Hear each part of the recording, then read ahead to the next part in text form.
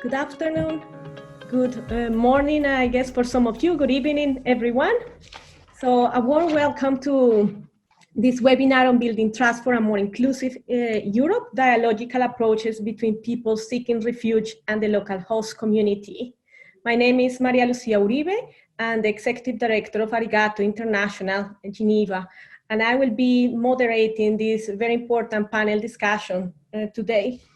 Before we get started, I would like to ask you to please mute all your microphones, and you can use the chat to introduce yourselves. And for questions and answers, please use the Q&A box that you find on your screens. And please address the questions to the panelists, and we'll be taking the questions at the end of the interventions of our panelists.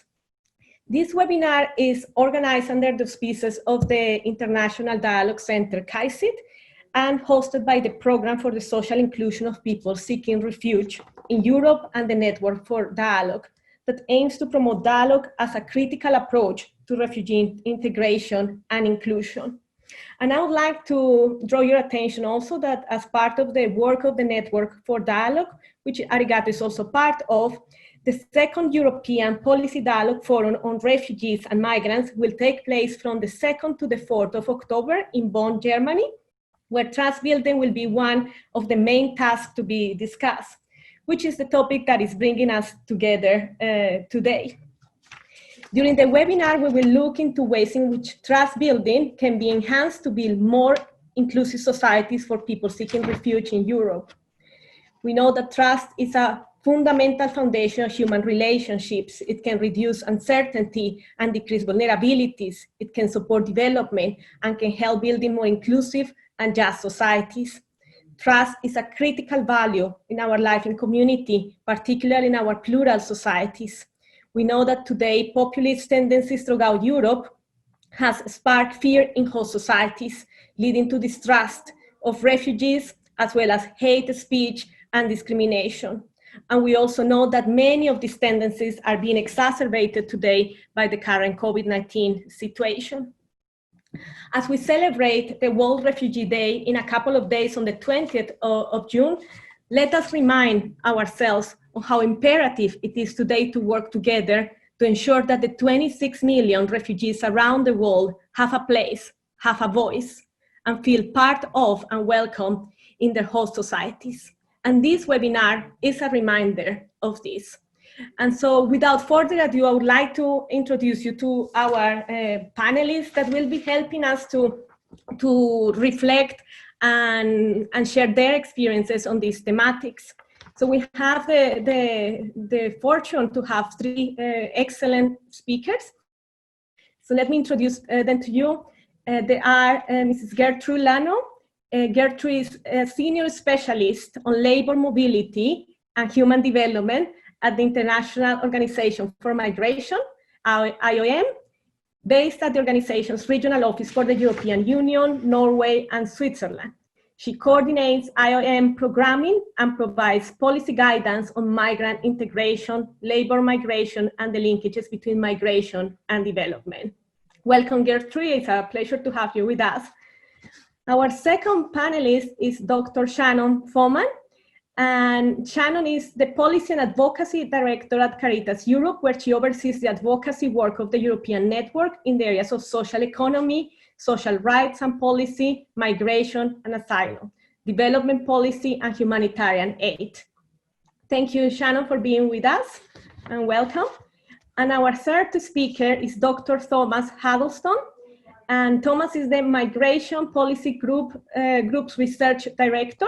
Tomas joined the group in 2006, and since 2018, he coordinates research and communications. On behalf of the Migration Policy Group, he chairs the EU's Migrant Education Network and the quarterly migration meetings of the UNGO platform EU Asylum and Migration, among many other responsibilities that Tomas also has. And I ask our speakers to forgive me to shorten your CVs with the great experiences you have, but I would like to get started and work on this dialogue. So for all participants, we will have our speakers to address 3 questions, one per participant, per speaker. And so I will be mentioning the question, and our panelists will be speaking for about 10 minutes, 12 minutes each. So the first question goes to Dr. Tomas Huddleston. Tomas, what policy insights from all your experiences can be drawn from existing European and international evidence and research in relation to trust building that aim to foster social inclusion of people seeking refuge in Europe? Thank you, Thomas. Please go ahead. All right. Well, good day, everyone. So the Migration Policy Group has created a lot of indicators of what are the policies that receive migrants and refugees and help them to fully integrate into their local communities. You might know of our Migrant Integration Policy Index, the MIPEX, which now covers most of the countries of the developed world, and the next edition will be published this autumn. We've also been working with the Council of Europe's Intercultural Cities Index, which covers around 200 cities across Europe. And so these indicators tell us how inclusive, how restrictive countries and cities' integration policies are. But we've also been working with the academic community on migration that has grown enormously over the past decade. And they have done rigorous quantitative analysis that shows the relationship between integration policies and integration outcomes, including public opinion and trust. And so I wanted to share with you the policy recommendations that we make as the Migration Policy Group based on the best evidence available that show actually that while our individual practices are certainly important, it is equally, if not more important, that we work in the public debate to make more inclusive integration policies. Our analysis of the Intercultural Cities Index that you can find online actually shows that local intercultural policies help to boost public trust and acceptance in those cities. So we find that local intercultural policies that really encourage the public to understand and mix with immigrants actually are a main driver behind local well-being and attitudes towards foreigners in those cities. So that means that cities with stronger intercultural policies are significantly more likely to have populations that think that the presence of foreigners is good for their city, that their city's services are trustworthy and efficient, and that their city is a safe and good place to find jobs. We find that these local intercultural policies really have the biggest impact on public opinion in countries where the national integration policy is really weak or underdeveloped. So if a city would score around 100% on the Intercultural Cities Index, you would expect that about 80% of the city's residents would agree that immigrants are good for the city, and that 70% would think that public administration can be trusted. But while these local approach is important, actually it's our national policies that have the greatest relationship to public opinion. So there have been about 23 studies using the Migrant Integration Policy Index and linking integration policies with public attitudes based on surveys of over 800,000 people across Europe. And these multivariate analysis shows that actually our country's approaches to integration policies are very strongly linked with public attitudes and identities in our countries. So the countries that have the most inclusive integration policies, as measured by the MIPEX, actually enjoy much higher levels of public support for immigrants, greater support for more inclusive policies in our societies. And also countries with inclusive integration policies have lower levels of anti-immigrant attitudes, anti-Muslim attitudes, and perceptions that immigrants are threats. These inclusive integration policies also seem related to higher levels of public social trust. So countries that really invest in maintaining inclusive integration policies can also maintain higher levels of social trust. Now you might say, well, why is that? Researchers say that there is like a vicious or a virtuous cycle between the way that our policies regulate the lives of immigrants and the way that we as ordinary people think that we should be treating immigrants. So if we don't change our policies so that those policies show that immigrants deserve equal rights and equal opportunities, that we as a society need to invest in everyone having a chance, well, that message will actually get filtered down to the public. So in countries where generally immigrants are being granted equal rights and equal opportunities, the public doesn't think of immigrants as a threat. They think of them as an opportunity, and they think that racism is a problem that they need to address. Whereas when we let our integration policies remain very weak and underdeveloped, when we allow all of these restrictions on the lives of immigrant and refugees, that sends the message to the public that immigrants are indeed threats and they need to be controlled and limited in our public life. And this becomes, as I say, a vicious cycle where then restrictive policies justify some of the positions of the far right and actually move many people in the middle to believing many of these stereotypes about immigrants. And so it's not just that these integration policies are changing public attitudes. These also has an effect on how all of us think about ourselves and about each other. So we've also found that countries with more inclusive integration policies actually end up having greater levels of public interaction. So that means that contact theory plays out. That contact theory means that positive attitudes towards another group lead you to have more frequent and more positive interactions with that group. So where countries are really trying to secure equal rights and responsibilities and opportunities for immigrants, you see that immigrants and non-immigrants actually come into contact more with each other. And this has also an effect on people's identities. So we see that countries with more inclusive integration policies actually develop a more common sense of belonging and identity. So in surveys, actually immigrants and non-immigrants in these countries tend to have very similar and more inclusive ideas about what it means to be a national citizen, what national identity means, what national patriotism means. In countries with these inclusive policies, we see that there are actually very little gaps in life satisfaction between immigrants and non-immigrants, and also lower gaps in their health outcomes. So if you think about it, people feel like they have a greater common identity. They don't feel like there is as much threat from the other person, and they understand how they can live together with a common identity, and that has psychological and social benefits for people. I wanted to point some attention to particular policies that matter. I think it's really important to look overall at our integration policies because these affect all areas of life. And so we need stronger strategies that really change our policies in all areas. But there are some areas that come out from research as particularly important. One of them is granting equal political rights and opportunities for immigrants, because it also changes the way that politics happens in our country so that politicians really think about everyone as equal citizens. And it's in those countries that grant equal political rights and opportunities to immigrants that we see that immigrants and non-immigrants have similar levels of political participation, of interest in politics, and also of trust in politics and politicians.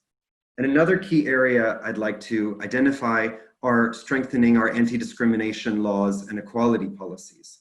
Because there we see that people who are lucky enough to live in countries with strong anti-discrimination policies are more likely to realize that discrimination is a problem and know their rights. And that greater knowledge of your rights over time actually leads to people being more likely to say that they are witnessing discrimination and that they are reporting discrimination and that they don't identify as a discriminated group because they have trust in the system. So in those countries that have the most well-developed anti-discrimination laws, we actually see that immigrants don't experience this loss of trust in public institutions that often happens to immigrants in weak countries when they experience discrimination. Instead, when you have strong anti-discrimination laws and policies, you actually see that immigrants have greater trust in the police and in the legal system. There's a greater shared sense of social trust and greater satisfaction with democracy, not just for immigrants, but also for the second generation. So to conclude, while there's a lot that we can do in our practices, it is extremely important that we look very critically at what's being done in our cities and think about what systematically can be done to make all of our local services intercultural. And even more important than that, it is really necessary to look at where the gaps are in our national policies to make sure that they are guaranteeing equal rights and opportunities, because this sends a strong message to the public and to immigrants that they are all welcome together.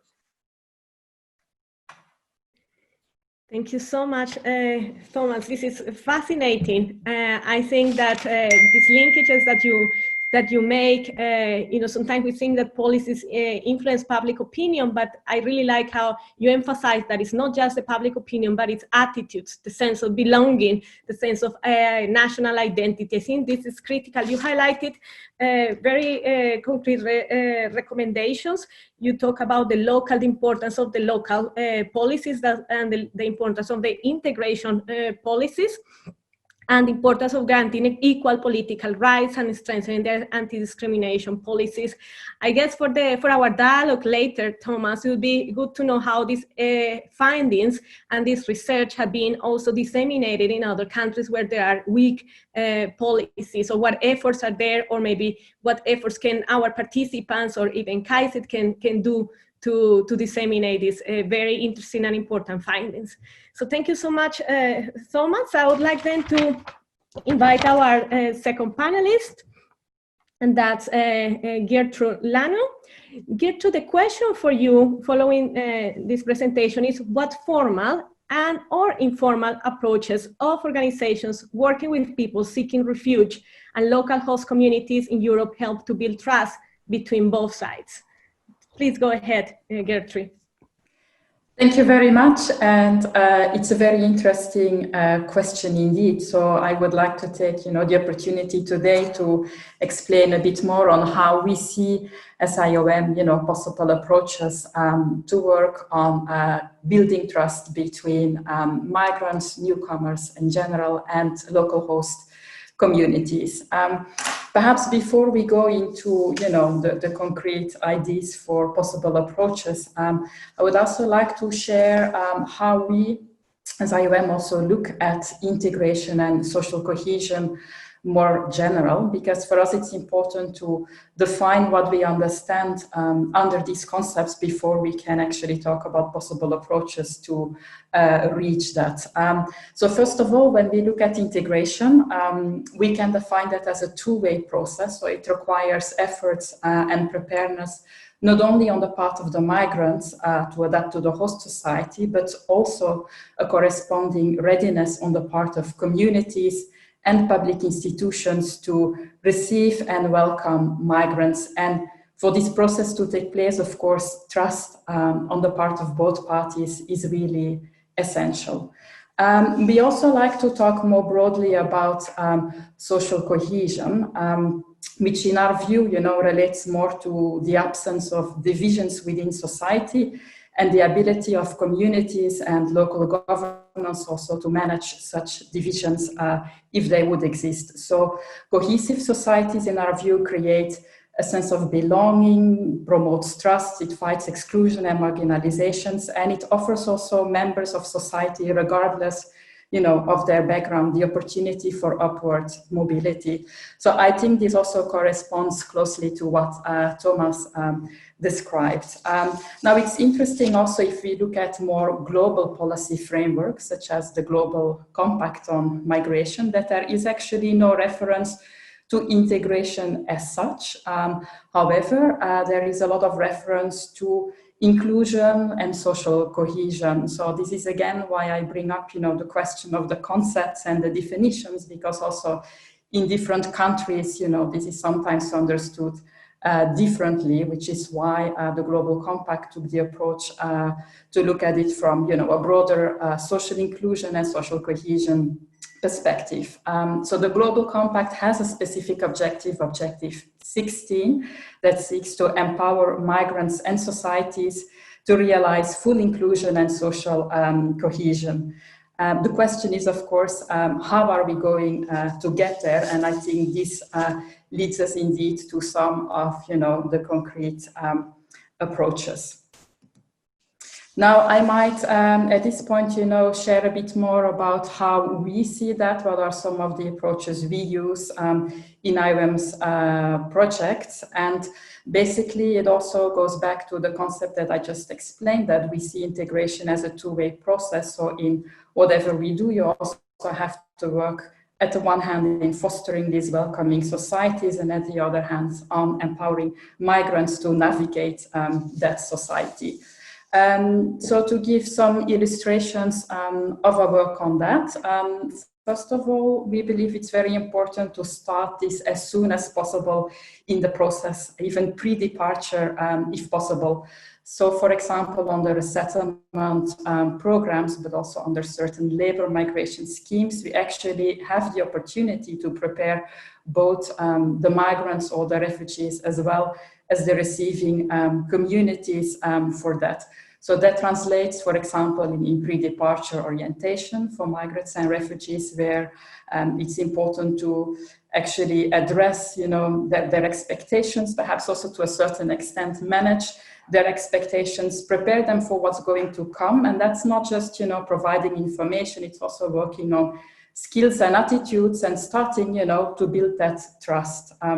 But likewise, it's very important to prepare receiving communities. And for example, on the resettlement programs, we have done also a lot of work with local authorities that are actually receiving the resettled refugees to make sure that they also are familiar with the profile, with the background of such refugees, and that service providers in the local community also understand how they can best address the needs of these groups. And with that also, even pre-departure, we can already start building those linkages. So imagine you're a refugee that's going to be resettled.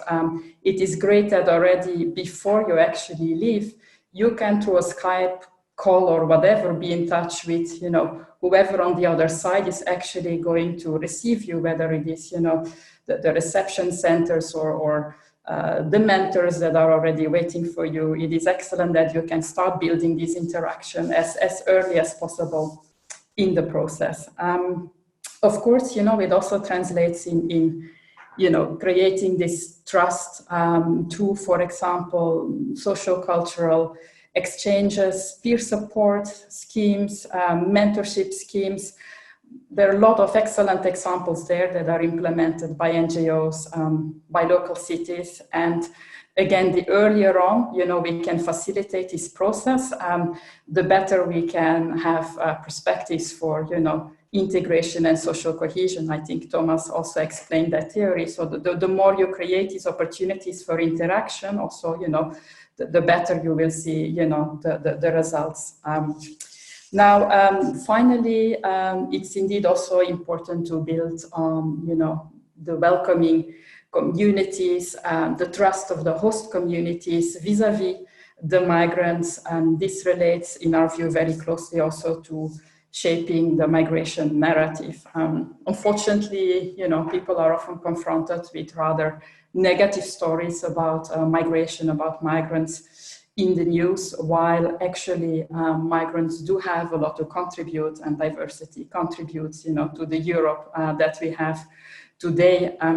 I think also COVID-19 crisis has actually shown that we're reliant on migrants, whether it is from healthcare or for our food production or agriculture, you name it, they're the ones who in times of crisis actually, kept our supply chains flowing. So let's not forget that, and let's also, bear that in mind as we go towards, the socioeconomic recovery of the COVID-19 crisis. Migrants also have an important role to play in that. So with that, I think I can conclude my part. I hope I provided some elements to answer this question, but of course, from the audience, from the participants, if you have more questions, feel free to use the chat. Thank you.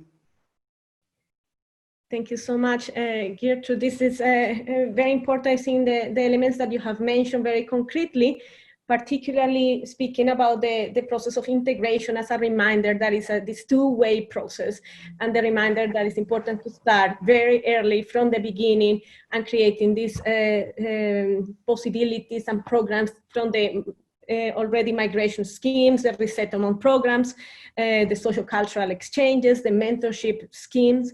And I think very important what you remind us now, Geertrui, is about the positive narratives of the positive influences that migrants have in the communities. And I think, as you mentioned, there is a lot in terms of these negative views, and particularly the COVID-19. A lot of this image of the other is being intensified as a negative, and having more spaces for these positive narratives and positive view of the other is extremely important. So thank you for this. I'm sure there will be many questions and more to get your experiences in this dialogue. So I'm going to our third panelist, and I remind our participants to please write your questions in the Q&A, and so that we can have an interesting dialogue after our third panelist. So our third panelist is Dr. Shannon Pfohman. And Shannon, the question for you is, how can dialogue facilitate the process of trust building in relation to policy making to foster more inclusive European societies? Thank you, Shannon. Please go ahead. Thank you for the opportunity to speak today. I would like to just explain, I'm with Caritas Europa, and we're a network of 49 member organizations in 46 Council of Europe countries. We're also one of the 7 regions of Caritas International, which means that Caritas is a global, worldwide network. I think this is important to mention, as it signals our intention to not present Eurocentric solutions, but rather to consider a holistic approach with a global vision for the common good. This is also relevant for the topic I've been asked to speak about today, looking at trust building. And I'd like to start by just referring to the fact that Pope Francis has issued the call for us to create a culture of encounter. For him, this means that we have a common goal to encourage people to be fearless in the ways they look beyond themselves to the needs of others. Encounter allows creating the basic and crucial paradigm to recognize each other, first as human beings, with the same needs and hopes, with individual histories, relationships, concerns, and wishes. But an encounter only happens when that invitation is acknowledged and responded to. Encounter evokes dialogue, solidarity, fraternity, and charity. This means reaching out, building friendships beyond our circle, and meeting people on the periphery, the most poor and the vulnerable, including migrants and refugees. When it comes to inclusive societies, public institutions and civil society actors are essential for creating the conditions for mutual understanding and guaranteeing equal opportunities, as Tomas already referred to. Yet cultural barriers, including fears of the others and stereotypes and discrimination, tend to influence the newcomer's ability to play an active role in the local community and to engage on an equal playing field. Caritas believes that encounters can create a virtuous circle that encourages contact between migrants and citizens, that fosters dialogue and understanding between different religious and worldviews, and can help to deconstruct misinformation and biases, while also breaking down the cultural barriers that exist. This is what has also led us at Caritas Europa to create the online toolkit, which we call Recipe Book for Integration.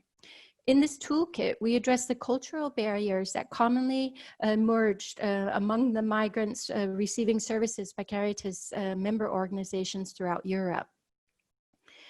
We believe that fostering dialogue and creating spaces of encounter can be an essential factor for building a true feeling of belonging, something that Tomas has also already referred to, which is not just a sense of belonging though for the newcomer, but also for the receiving community, for the entire community involved in this community building process.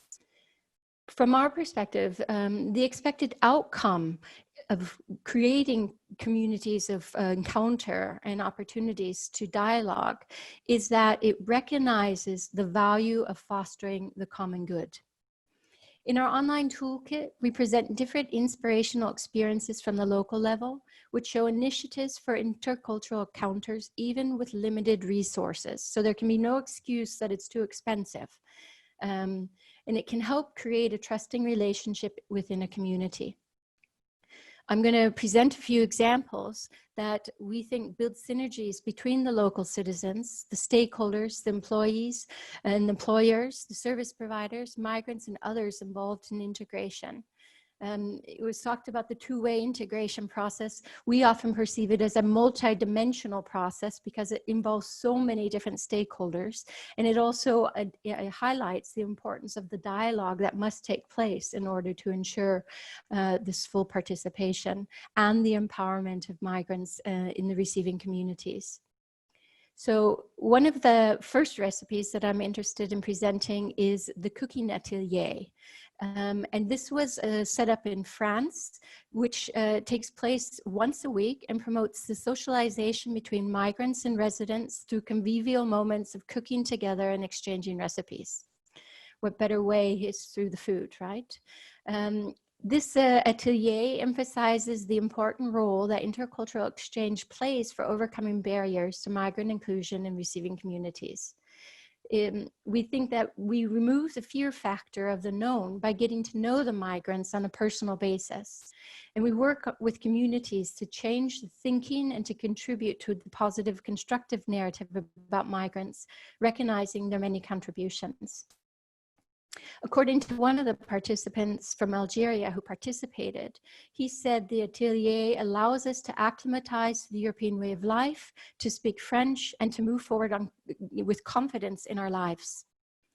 The question of acclimatization, of course, can be debated. In this case, it's really about building a sense of belonging. A second recipe that I wanted to present was the Refugee at Home program, which has been spread throughout Italy by Caritas organizations at the local level. It's when a Caritas, or excuse me, it's when an Italian host family invites refugees and asylum seekers to join them in their homes for a period of 6 to 9 months. So they're sharing a community living space and meals and virtually everything together. The project has helped migrants to reach autonomy and gives residents the opportunity to enjoy the experience of solidarity and cultural sharing. It values and enables every person to speak for him or herself. It's vital not to dismiss the people's real lived experiences.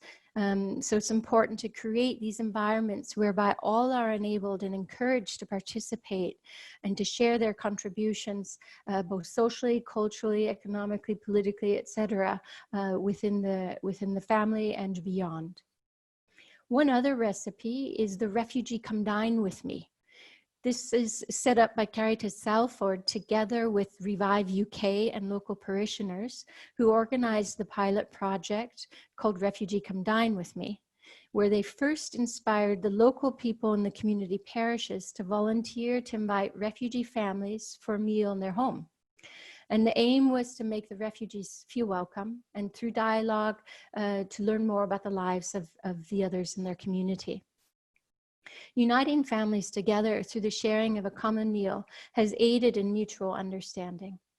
The common notion of community has also led to the development of a community sponsorship model in the UK. This further led to the collaboration between Caritas Europa and ICMC Europe in the SHARE project, in which we supported the spread of community sponsorship schemes across Europe and produced a publication of different models. The main outcome of that project and also of the publication was that small local communities and volunteers are the powerhouse behind community sponsorship, as sponsors support refugees in the reception and integration paths and introduce them to social networks. By fostering human encounters and breaking communication barriers between people coming from different backgrounds, the community sponsorship program can be a catalyst for creating more tolerant and inclusive societies, even in small municipalities with little tradition of having received refugees before. One more recipe that I'd like to highlight is the living libraries.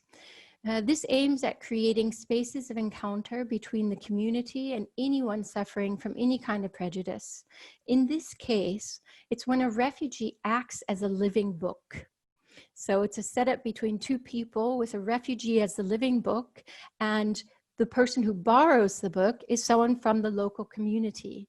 And then they check out the book and engage in a dialogue together.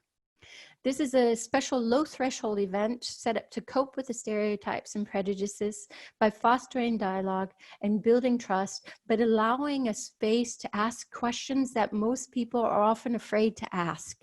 And so it's a safe zone, a trusted atmosphere where those questions that people may think but are too timid to ask or don't know who to ask can be voiced. Talking about each other's lives helps to overcome the intercultural barriers, the fears, the prejudice, just by getting to know each other and doing it on an equal level, because that's the part that's often absent, that equal level. We engage the migrants as mentors also of, or as cultural mediators. And this was also mentioned earlier, which has proven an added value, not only for their well-being, but also for that of the community. In general, a lot can be achieved by empowering and allowing the migrants to participate actively in society and in strengthening their engagement also with migrant associations and becoming more actively involved themselves with political movements and diaspora communities, also with outreach to their countries of origin. We also address the negative media portrayal of migrants or others and instead publish evidence-based statistics, facts, and personal testimonies. In general, Caritas believes that dialogue can contribute to trust and inclusive societies under certain conditions. For example, if we support festivals and classes and other activities that educate the majority about migrants, their cultures, their languages, their histories, and other aspects. It's also important if we recognize Europe's cultural and historical past and explore how native cultures are already hybrid. Migrants don't make culture impure because culture is never pure or static. Migrants make our culture more diverse and more interesting. We accept that migration is a natural part of our history. It's not something that can be realistically stopped or rolled back. Instead of fearing it, we need to perceive it as a natural phenomenon and treat all with dignity. Caritas also endeavors to find innovative solutions that switch the typical paradigm of migrants needing funds or being poor or desperate, rather to showcase the positive contributions migrants are making to this society. And we also realize that it takes the whole community to welcome a migrant or a newcomer.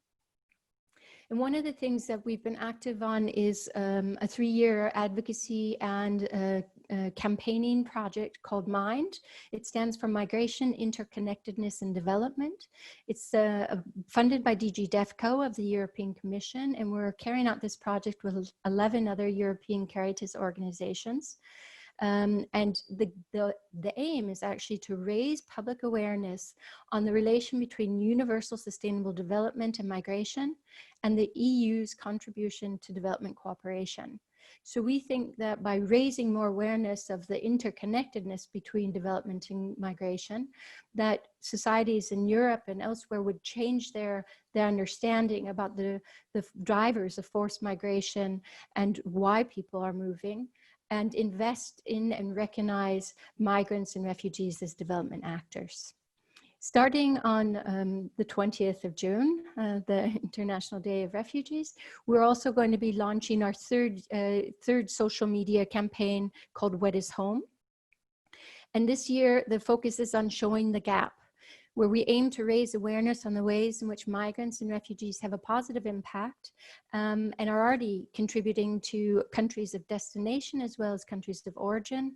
There's already been reference of the importance of migrants that became more pronounced during the pandemic. Well, we will continue to promote this during our social media campaign and encourage you to also promote your stories and help spread our message via social media. You can follow Caritas Europa's Twitter and Facebook accounts, and then post your own stories and follow that.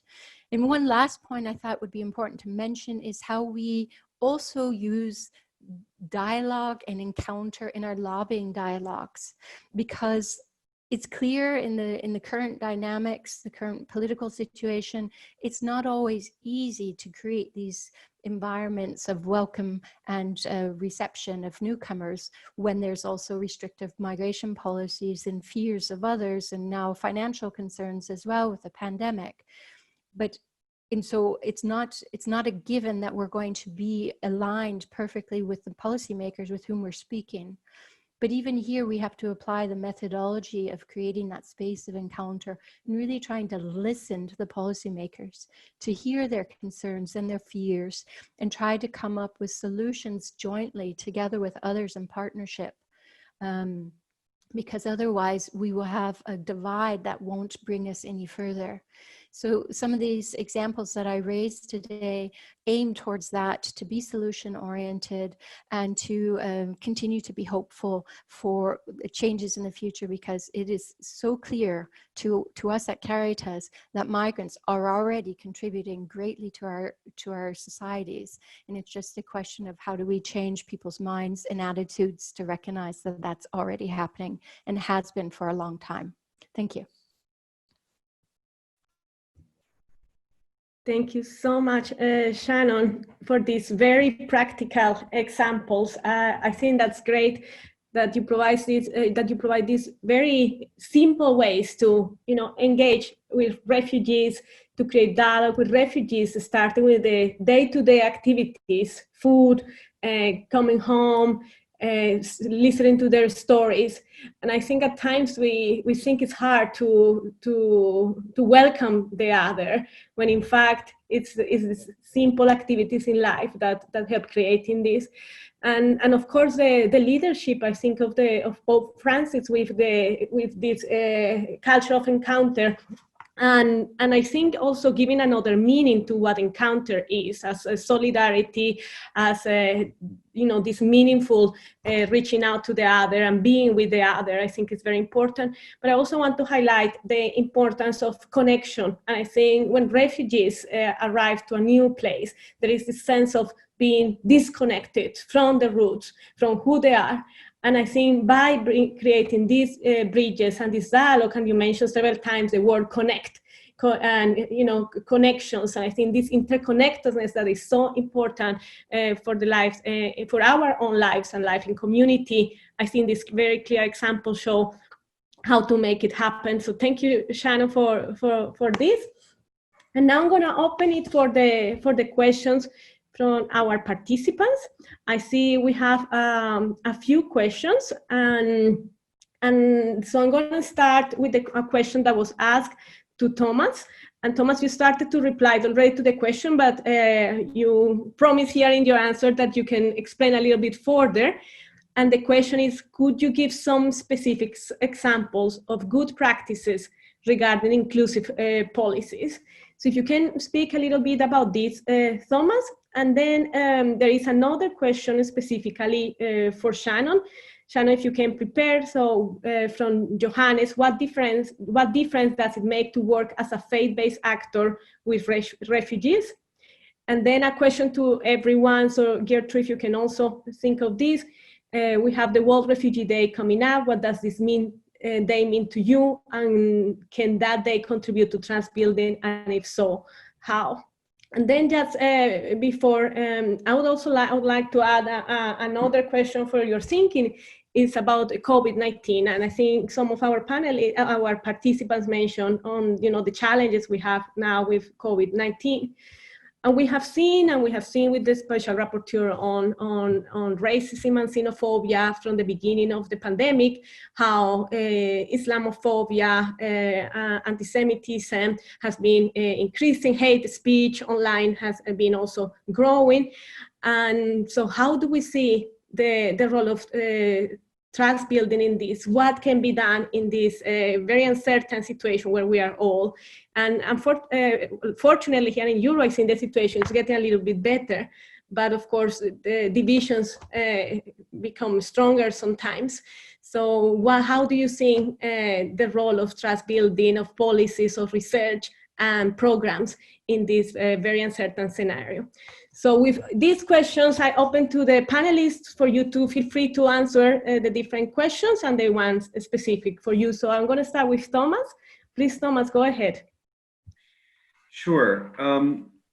So I'm not going to give you one good practice, because I'm going to orient you in the chat box to the results of the MyPEX, of the Intercultural Cities Index, because the obstacles differ a lot by our country, by our cities, and the obligation is really onto you to use these types of international perspectives to help you to know what your weaknesses are, because they're going to be quite different country by country, city by city, and there will be moments of opportunity like we had with COVID, like we have now with Black Lives Matter, where politicians will all of a sudden become aware of the structural deficiencies that make us as ordinary citizens think of each other as threats and not opportunities, and they will come to actors like you wanting solutions. And so it's really important that you do your homework, and based on these specific weaknesses in your cities and countries, find the right solutions and be inspired from this laboratory of practice that is our democratic world, to find cities and countries across the globe that can be an inspiration for you.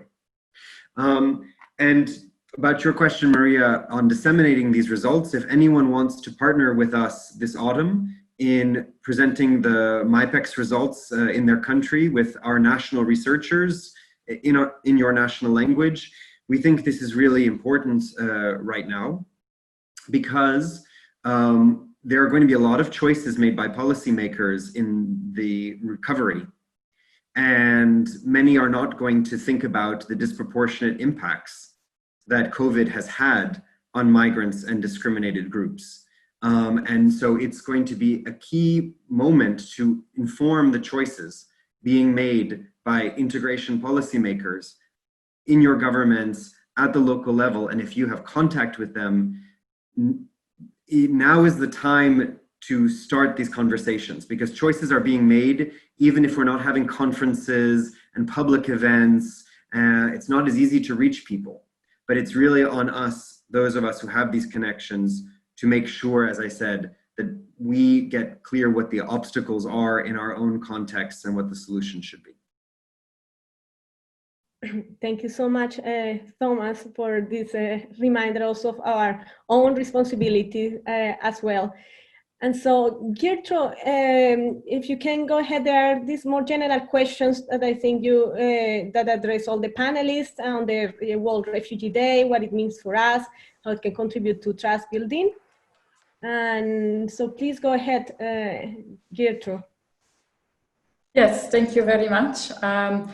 World Refugee Day, as you know, other days, special days that exist, are often an occasion to bring again, spotlight and attention to a topic that might otherwise, get less attention. And for us, this is clearly also an opportunity to highlight, some of the facts and figures that exist, and with that promote a more evidence-based discourse also around migration and forced displacement. So it's the ideal opportunity to look at a positive narrative, and often this really starts from sharing concrete stories.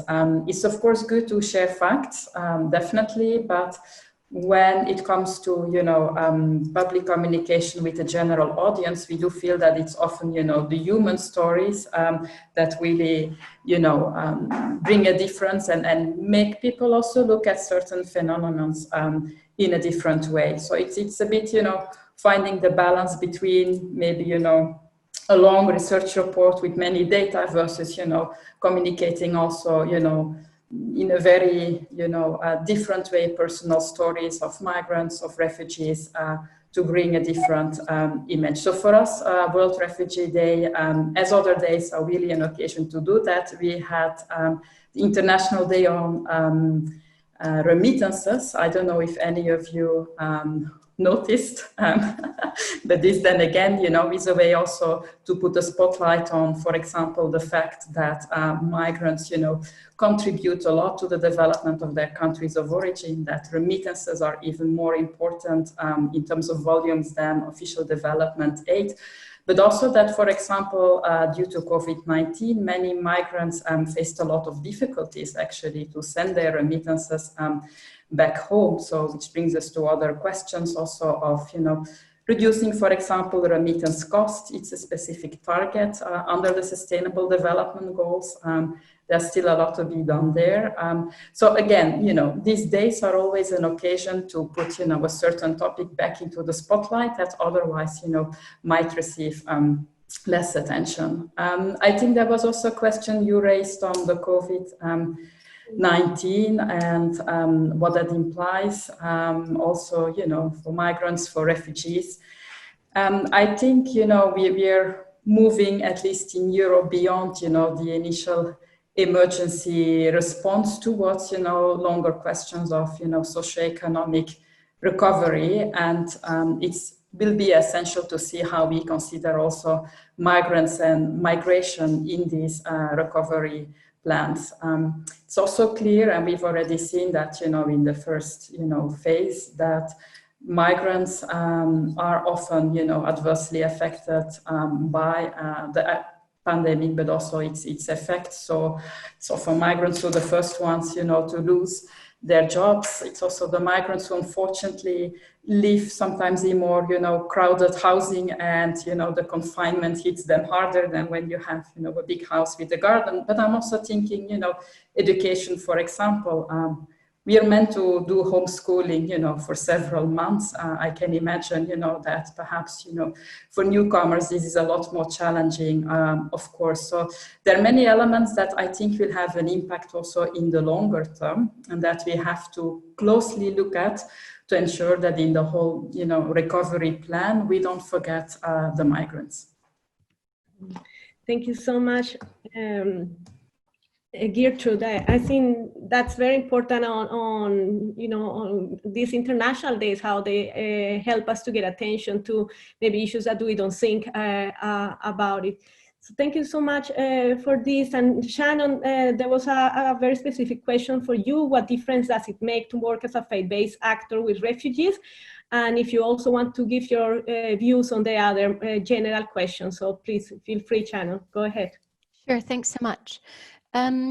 For the first question on the role of faith-based actors, having worked previously at the European Network Against Racism before working for Caritas, personally, there's not that much of a difference because the motivation is still there. But what, in terms of networking, in terms of the professional difference, is that what's interesting with Caritas is that we have a common branding, a common identity, and it's all really framed in the faith-based message and identity, which means that the message is automatic, and it's not just going to deviate so much because it's based also on Catholic social teaching and the messages of the Vatican and otherwise. Of course, we see in some countries that it's not always being interpreted the same way. When we talk about different country responses to migrants, there are clear differences, but generally within the attitudes of the people I work with, we are all motivated in a different way, I imagine, as a faith-based organization. But I think for migrant organizations themselves, there's not that much different because they're advocating on behalf of the migrants and the refugees and and the well-being for them. So I imagine that mandate, that mission doesn't change regardless.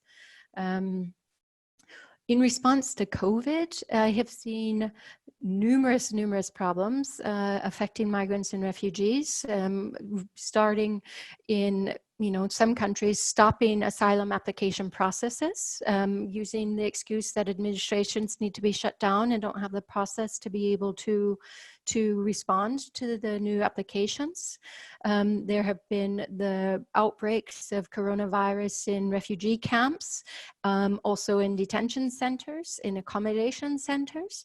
There have been, in cases, not proper hygienic care, protection, what is this, the glasses, the protective clothing, the ability to wash your hands.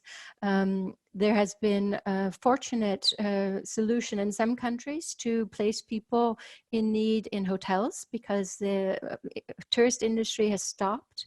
So that's one positive development, but it's interesting because also to link it to the questions about the social agenda and the social policies, there's been a rise of homelessness and difficulty accessing housing well before the COVID crisis. And it's interesting that only now are these solutions being suddenly found, whereas before governments commonly say it's not possible and we don't have a solution. So when there's a pandemic, a health issue, suddenly there are solutions that can be found quite quickly. So that's interesting, but also one other thing to mention, I was also involved recently in a webinar on home care issues related to migration and mobility. And we knew already that the home care or the care system in Europe is really under threat and has not been sustainable for a long time. But the lockdown and COVID has shown clearly that it is dependent on cheap labor from neighboring countries. And with border closures, the home care industry was called into question and almost crashed in some countries. So that's another impact. We've already seen the examples people have mentioned here today about the agricultural workers, the inability to process the foods. I heard earlier this morning in another meeting I had about the fact that it's largely migrants who are caring for the hygienic issues and making sure that the streets are clean, that the desks and the stores and all these things are cleaned properly in order to ensure that we can go back to our offices and that the lockdown can stop. So the pandemic just showed so clearly the important role migrants have been playing for a long time. And it's, we hope with our campaign starting this week that we'll be able to showcase numerous examples of how migrants have been contributing, at least in our society in terms of the economics. We also have factors that we know that migrants are contributing more to the welfare system than they're actually taking out.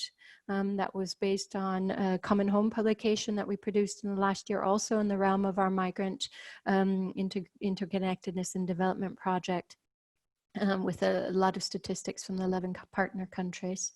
But I guess I'm probably speaking too long, so I'll stop now and give the floor to somebody else. Thank you, Shannon, for all these ideas and information, reminding us of the reality that many refugees are facing now with the COVID-19 and how, you know, so many of their needs are being also intensified with the situation. Maybe for the next round, Shannon, I will be also interested to know more about, you talk about the role of faith and you know, as part of the principles of Caritas, of caring for everyone independently of any religious beliefs. And I'll be interested to know in terms of interfaith collaborations, if Caritas is working with other faith-based organizations or other religious communities, and how does it happen, and what lessons learned you can share with us. So for the next round, and we have this other question from Nectaria from Greece that you started to respond as well, Shannon, but for everyone, what are the positive steps, if any, to your view, European countries have made the last 3 years with refugee populations in the direction of social policies? And Tomas is giving some very good links here on the chat. But Tomas, feel free to also share a little bit more to the other participants. Sure. Well, so MPG coordinates the National Integration Evaluation Mechanism, which is the largest civil society project on refugee integration funded by the EU.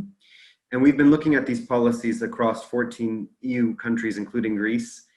And there have been very few changes, despite a lot of the rhetoric and the funding on integration. Where we've seen some improvements is really in implementation and in mainstreaming, right? So trying to get all different sectors to realize what is their role on integration and to better collaborate and cooperate amongst each other and with the local level.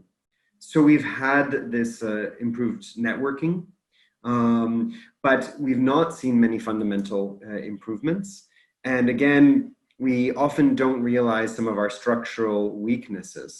So one of the results that we're going to be reiterating this autumn with the Migrant Integration Policy Index is that migrant health policies in the developed world remain weak and underdeveloped before COVID-19. In terms of the restrictions in access to healthcare for particularly the undocumented, but also in terms of our information policies and the general expertise and resources within our health systems to reach out to all people in need. And now we've become aware of this because of COVID-19 and tried to do short-term measures. But this is just one type of illness that will not leave us anytime soon.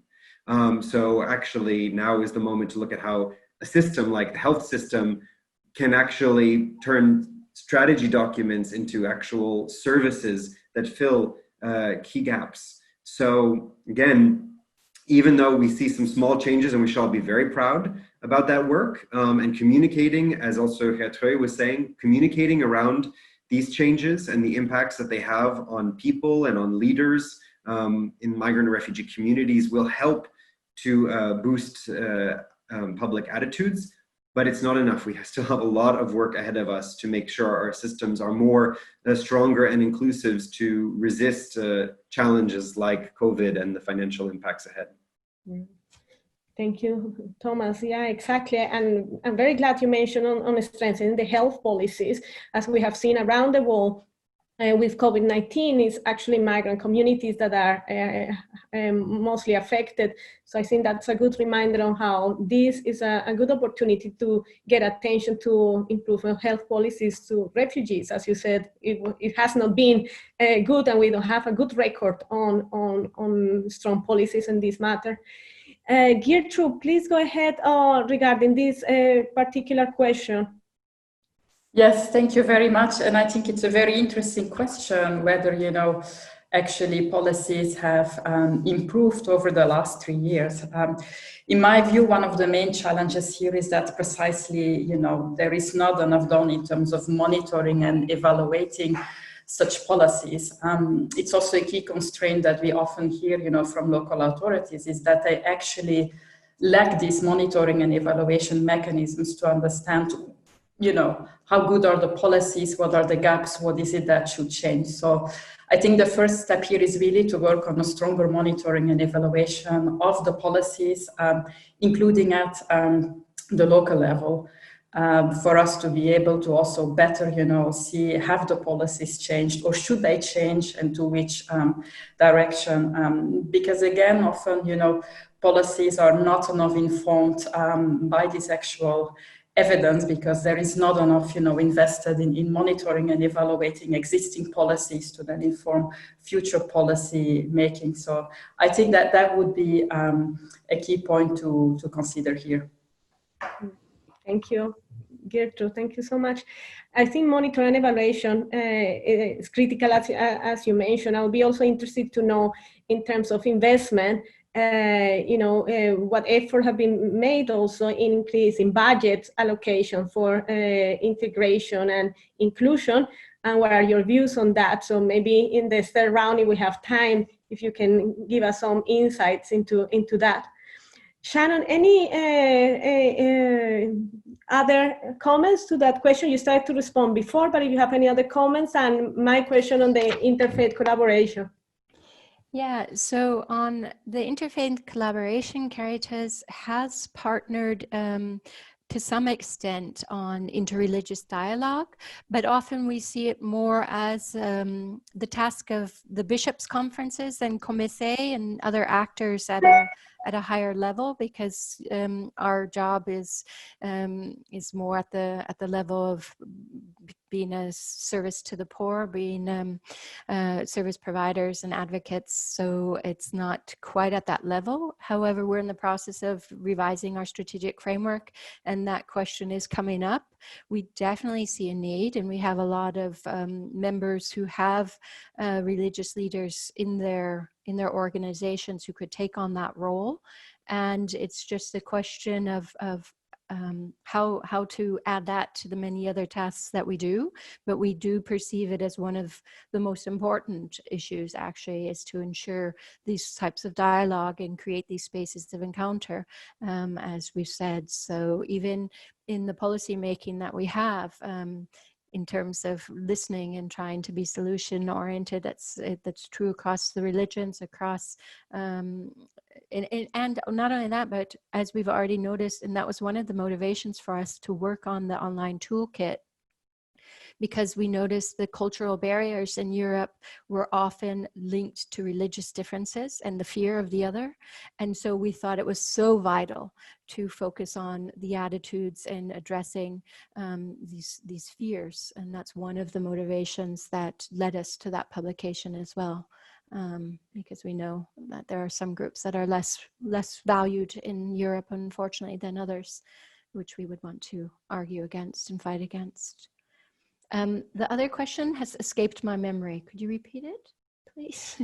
I think you started to respond. It's a question asked by Nectaria that Geertrui and Tomas were replying to, and that's about the, let me read it just for you here again. What are the positive steps, if any, that European countries have made the last 3 years with refugee populations in the direction of social policies? Yeah, I wrote some things on the chat. So I'm not sure if anyone's mentioned it already. I don't think so. But just ahead of the COVID crisis, the fact that Portugal had already been working towards creating amnesties for undocumented people to ensure that they had access to housing and banking, because otherwise they would have been left completely on their own. For us, that is a model example that is worth promoting. And I know there are conversations taking place also in Italy to do the same thing. And this is a campaign also now among many of the Caritas organizations to try to push for regularizations or amnesties. I know Spain is also having consultations on what's needed in this regard, and hopefully that will be considered as well. But one of the things we constantly ask for is that there needs to be social protection of all people. And it's a problem when certain groups are excluded. And that was one of the things that we identified in one of our publications, is that the common situation is when groups are pitted against each other. So different population groups, even different religions, different statuses and citizenship, they're pushed against each other and end up competing with each other, or this is how the political discourse is.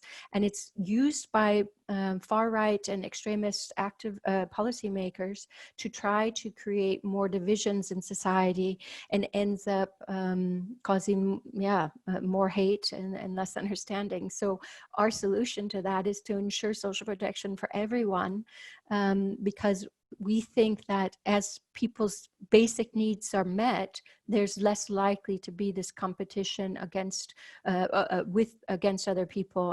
The survival of fittest mentality will be mitigated, we think, when there's social protection systems put in place for everyone. So we'll continue to advocate for that. And what I wrote on the chat is that there is discussion right now about the child guarantee. We're pushing that it is including migrants, because the European Pillar of Social Rights is more vague on that, and it's not as easy to be considered. So we need some more binding protections for people with access to funding. And that point that you raised is particularly interesting as we're discussing the multi-annual financial framework in Europe, which is a 7-year budget that is set by the European institutions, including the member states. And there are major discussions It needs to be implemented by 2021. It's attached to the recovery response initiatives to be able to support member states in responding to the needs that have now arisen because of the coronavirus. And we're concerned also because there's some conversations whether the ESF funding, which has been the European social funds, which has often gone towards social, towards the social inclusion of migrants, is maybe under threat as well, as other budgets are being prioritized instead. So. Thank you, Shannon. And I would like Tomas and Geertrui, any comments on this part on the investment increasing of budgets in terms of policies for integration and programs for integration? Tomas, go ahead. Yeah, I can add to complement Shannon's point about the urgency of an EU budget that does not create artificial boundaries between migrants who need to be only dealt with very limited funds and the rest of the public, where we need to invest in recovery and inclusive regional development that doesn't include migrants. So as Shannon said, there's actually some real concerns that there might be big budget delays and budget gaps, also due to COVID at the EU level. But even when we get an agreement, hopefully under the German presidency, then it will be really important that local stakeholders like yourselves are involved in the multi-annual programming that happens at the national level, not just with the people working on migration and integration who control a very small amount of EU funds, but also with the people who are working on social inclusion, employment, education, regional development, and where the European institutions are even saying this is where you should be doing a lot of your funding on migrant integration, to be creating integrated communities, integrated programs, integrated services that benefit both immigrants and non-immigrants who need that service. But that requires you to really look at why you are creating division between migrants and non-migrants as beneficiaries and why these people are being excluded. So there's some difficult conversations that need to happen around educational segregation, around housing segregation, around creaming and service delivery. So we would really advise you that once the budget moves ahead, to pay attention to where there are going to be opportunities at the national level to be speaking to the national authorities that actually control a lot of this EU budget, and make sure that they have programming that will state specifically how they're going to be including migrant and refugees fully and equally in their work to come. And if you're interested more in kind of some guidelines on this, we have been part of the Rizoma, the Research Social Platform on Migration and Asylum. And there you actually see a number of policy briefs, some recommendations about how you can get involved in these complicated technical discussions on budget and programming. Excellent, Tomas, thank you. Geertrui, any other additional comments to this? Yes, sure. It's indeed a very important question on the funding and particularly the next MFF. And again, also a question on how we fund precisely initiatives around integration, social inclusion. Because unfortunately, too often, all of this is project-based, and it's very difficult, to develop sustainable services if this is all channeled through project funding. So I think there is really a need to reflect upon that and to make sure that under the next MFF, we properly cater for this. And I would say, yes, there is indeed an opportunity to look also at integration more broadly from this lens of social inclusion and a recognition that indeed under the next ESF plus, questions that relate to longer term integration should also be funded there. And I think this is very much aligned also with the thinking that, we should a bit step away from the model of creating specific services for migrants, the typical one-stop shop model versus, mainstreaming access towards existing services, and also make sure that, service providers are empowered to provide the right services to, the entire population, including the migrants. So this is an important reflection, but at the same time, I think while there's indeed these opportunities to mainstream migrant integration, let's say, within the broader social service provision. Perhaps there is also a risk that, if there are no clear ideas on how this will be done exactly, and perhaps also, no clear guidance to the member states on how, this can be done, how we should account for that. There's also a risk that perhaps, the migrants might be deliberately or not deliberately left out under certain of these programs. So we also have to ensure there that we have, the right mechanisms in place to make sure that indeed migrants will also effectively benefit from, the ESF. Mm. Thank you so much, Geertrui. And Katerina is asking a question here as well, which is bringing us to, we have been talking about, efforts that require maybe some economic efforts, as she put it here.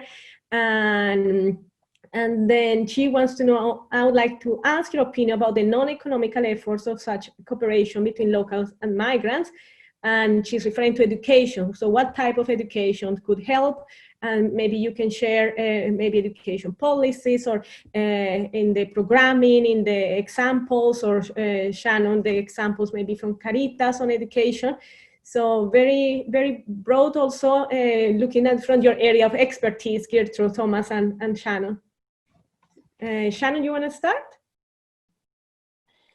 I'm still reflecting what the question is asking of that I could answer.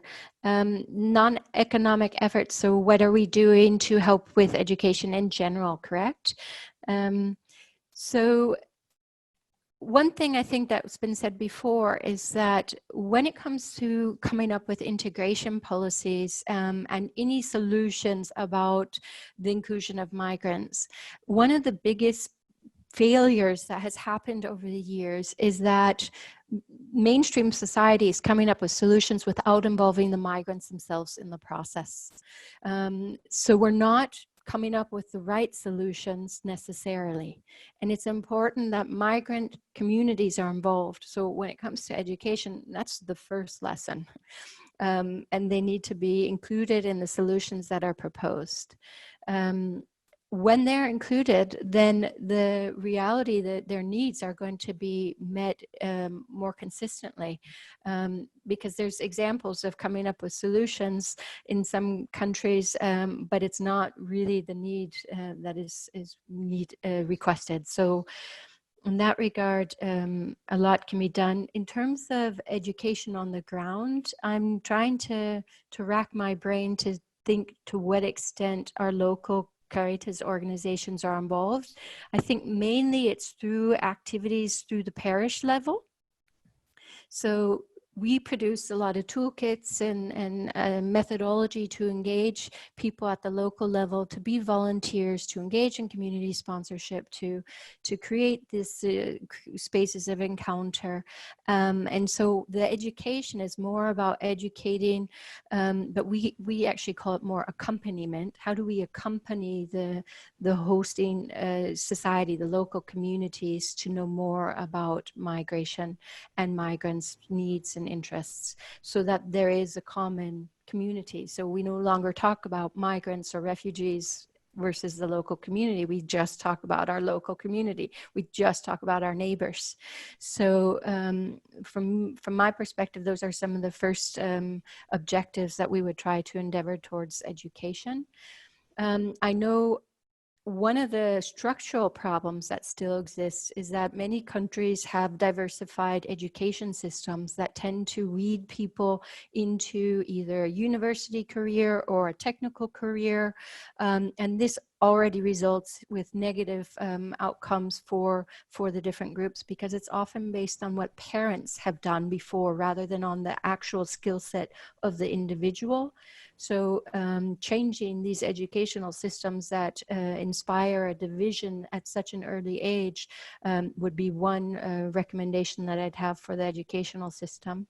Others have been that young children already go to preschool to learn the local languages, and because sometimes they spend time at home and are speaking just the mother tongue with their parents, and so that interaction with the local community already at an early age is important. Those are just some ideas. I'm sure Tomas, who's working on the Serious Network, has a lot more. Thank you. Tomas and Geertrui, I'm looking at the time. We have 9 minutes, so if you can spend just a couple of minutes on this particular question. Tomas? Yeah, I mean, I would really say if you want to look at these best practices, go to the website of the Serious Network on Migrant Education, because they have looked at good practices all across the education system that would be targeted towards migrants, but also Serious, like many other networks, as Shannon's saying, are putting a lot more emphasis on inclusive education to acknowledge what are the general obstacles in our education systems that disadvantage pupils with similar learning profiles. And in many ways, migrant pupils are quite similar to other pupils that our education systems exclude by the way that the system is designed. But I also wanted to take a bigger picture to say that education doesn't just happen through our education system. For most adults, it happens through society and through public debate. It's one of the reasons why national policies are so important, because policies decided by our national governments usually send very clear messages to the public about how they should behave towards immigrants, and also send very strong psychological messages of threat or welcoming towards migrants. That's how a lot of the public understand migration. And these policies also regulate how a lot of our mainstream institutions work, right? So if we want to open up schools, that's not sufficient. We also have to think about how we're opening up our medical system, how we're opening up local politics, how we're opening up the labor market, right? And that requires leadership. So if you can't change everything, and all of us have certain networks, expertise, relationships in your area, there's a lot of education that you yourself can do to hopefully create a system of inclusion. Great, Tomas, thank you. Geertrui? Geertrui, can you hear us? You are muted.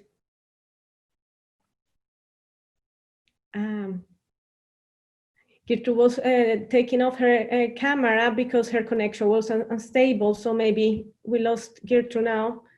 Geertrui, can you hear us? Well, while Geertrui comes to respond to this question, I would also like to share from the work I do with Arigatou International. We have a program called Learning to Live Together, which is an ethics education program for learning to live together, for intercultural and interfaith learning. And it's available in many languages. It's available on our website, and it's a good material for not just formal education, but non-formal education on ways that children can be nurtured for shared values, to think critically, to develop joint projects with other children, to challenge the stereotypes and prejudices, and nurture the sense of interconnectedness with one another. So that's available online and can be downloaded freely on our website as well. Geertrui, good to have you back. Please, to the question on education.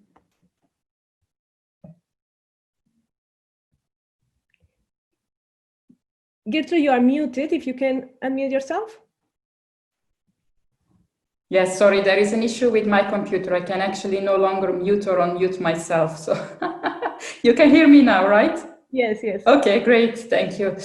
Yes, well, on the education, I think we're all aware that indeed, all the research shows that migrants, unfortunately, still fare worse in education compared to nationals, and it also relates to not only accessing education but also succeeding in the education. So there is of course a lot of reflection done on what can be done here to address that. I believe perhaps one of the issues is that in many countries there has been a lot of focus on, let's say, getting the newcomers up to speed, the induction courses, having specific trainers also trained to deliver these induction courses. But then it goes wrong when these newcomers have to enter into the mainstream education, because the teachers in the mainstream education system don't necessarily receive the support, or don't necessarily have the tools available to deal, with diversity in the classroom, and also to cater for the needs of these, students with diverse backgrounds. So perhaps, to look into that, and it goes both ways. It's, how to deal with diversity in terms of meeting the needs of students with a migrant background, but also how, again, do you speak about topics such as, diversity and migration in the classroom from an early age, because we do know, that it's particularly, with the young children that we can still, install a certain way of thinking and openness, on diversity. And the earlier on we start is in the indication, the better. And, in terms of concrete examples, there are people questioning, why, for example, are there separate religion classes? Why do you have, the children who are Muslim in one religion class, the children who are Christian in another class, instead of, promoting the interreligious dialogue already from the early age and have them, together in the religion class. So these are simple things perhaps we should reflect on. And indeed the role that parents play in that, let's not underestimate that. And as an example, there was an interesting initiative, I believe it was in Poland, where they actually had a buddy system in schools for the parents. So a parent of, a child would become the buddy of, the parent of a newcomer, and actually help them also, in the contacts with the school, the discussions with the teachers and so forth, because often there is a certain barrier there as well. So these are, concrete ways in which, we could look to improve. Excellent. Well, what a wonderful panel, what a wonderful discussion and dialogue with all of you and the questions. Thank you, Rosella, for this link also on EuroCities initiative for good practices. Amanda, the reflection on are we including refugees and migrant voices in the debate about policies? I think it's a good one for the next panel discussion, as we don't have much time now. But maybe very briefly, we have talked a lot about many things, and I think from the beginning, Tomas talking about, concrete local policies on integration, and how important and relevant they are, that these policies, it doesn't matter if the national policies are there, it's the local policies that help changing these attitudes, the sense of belonging, the perceptions also. And then moving to Geertrui, when she talks about, very concrete examples, and reminding us also of starting early, starting with more prevention rather than trying to, do things when the refugees are already there, but starting early, starting from the beginning, and that is this two-way process, reciprocal process, and with the very concrete examples of Shannon on things that can be done from our day-to-day life, and things that eating, coming together, talking, that can help building this trust in society. And I think I was a little bit puzzled with this response in terms of how there has been the advancement in Europe during the last years. And Tomas saying, fundamentally, many things still need to change. And I think all of you have been calling us to take responsibility individually in our different levels, policy level, lobbying, advocating, but also, as Geertrui now said, as parents as well, in the education, in as neighbors, in things that we can do on the daily basis to celebrate diversity, to include the other, to create and build trust with the other. And I think this is also a reminder that Refugee Day, the World Refugee Day, is coming in 2 days. So what can we do also in our own local communities to help building this trust with refugees? So thank you so much. I remind you also of the second European Policy Dialogue Forum on Refugees and Migrants that will take place from 2nd and the 4th of October in Bonn, Germany, that is hosted by CAICIT and the Network for Dialogue. So this, you will have information online on CAICIT. This webinar has been recorded and will be available on the CAICIT YouTube channel. And I thank you, Shannon, Tomas, and Geertrui for the great presentations and the dialogue that we had today, and to all our participants for all the comments and the great participation. Thank you, CAICIT and Network for Dialogue and the Integration Through Dialogue integration through dialogue policies and from Caritas. So thank you everyone and have a good rest of the day.